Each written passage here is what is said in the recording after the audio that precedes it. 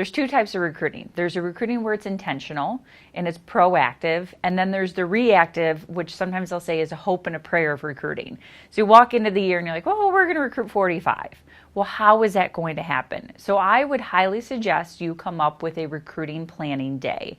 In that day, you want to talk about, how many people we're going to recruit, who's responsible for the recruiting, what type of resources are we going to use. I would estimate probably to plan out half a day for that planning meeting, if not an entire day, depending on how large your goal is. When you do a recruiting planning meeting, you want to remember who is responsible for recruiting in your firm, in your agency, and make sure everybody is present.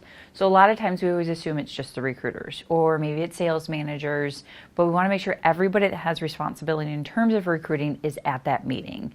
Say it's a managing partner, say it's a president of the firm. You want to make sure all those people are present so that when that number is decided at the end of that meeting, that you then walk away and everybody has clear communication on what that number is going to be moving into the next year. When you walk into a recruiting planning meeting, you're going to have a recruiting goal and a growth goal. We look at a recruiting goal a lot of times because we just know we have to recruit this many, but then how many are really going to be there at the end of the year is really what's going to matter, and understanding what your retention numbers are. A growth goal is going to be when we take into account retention of your first year advisors and retention of your overall office.